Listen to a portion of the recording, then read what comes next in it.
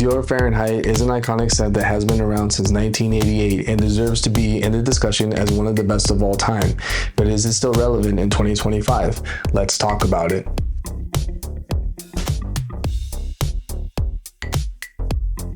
Welcome to Scent Recon, where we arm you with fragrance intel for every mission. David here, back with another briefing.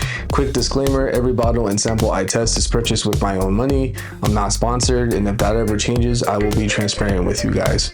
Remember, fragrance is subjective and mixes differently with everyone's skin. This is just my honest opinion.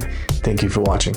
Dior has some really good scents in their catalog, and many are classics and highly well regarded. In my opinion, their quality is top notch, and this one right here is no exception. This first came out in 1988 and made waves with its smell profile. I remember my dad wearing this when I was a kid, and in 2025, I think it is as relevant as ever. Now let's get to what it smells like. The opening is very clean yet spicy. There is a hint of orange sweetness up top, but it fades fairly quickly.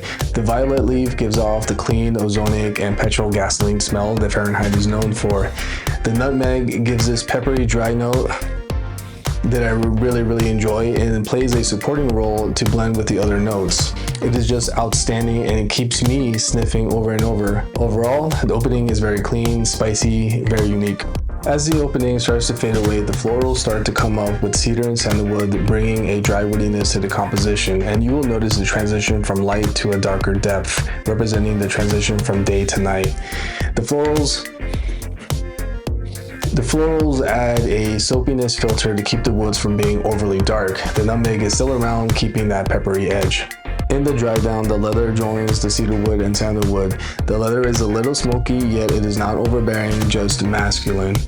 The dry woods are also helped by some warm amber, keeping it dark and warm. It's not overly dark or too woody. It's a great ending to the Fahrenheit ride.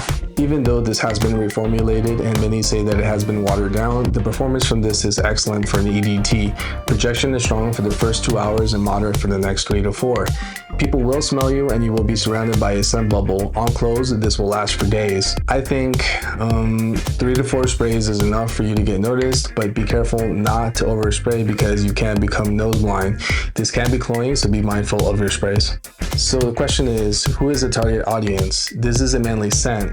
It's not for the faint of heart, and for that reason, this is divisive. This is a niche level fragrance, and many of the things that make it stand out can be a turnoff for some. I love the peppery gasoline accord. There is nothing unisex about this, although women can rock this if they want to. I don't think teenagers or anyone in their early to mid 20s will enjoy this because it's not mass appealing. This is definitely something for someone in their late 20s and above, but if you want to go for an edgy edge style, this is going to fit that profile. This works year-round and for all 4 seasons. This is a great transition scent because of the clean ozonic opening and dark leather dry down. Your best time to deploy this is for evenings and night missions. This is your choice if you're going weapons free, perfect for a night on the town, bar hopping, or whenever you want to be the center of attention. So what's my verdict? If you couldn't tell already, I absolutely love Dior Fahrenheit. It was a love on first sniff for me. The clean opening, the peppery gasoline, the soapy mid, the leathery woody dry down is just blended with preciseness. Versatility is its weakness. For all its positives, this is its Achilles heel. I can't see myself wearing this in the office just because it might overwhelm others around me.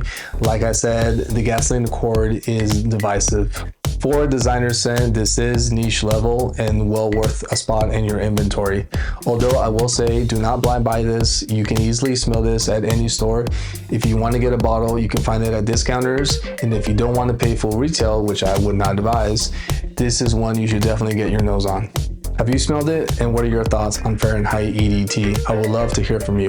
Drop and share your comments. Remember, fragrance is warfare and sillage is your signature. At Scent Recon, we give you the intel, you run the op.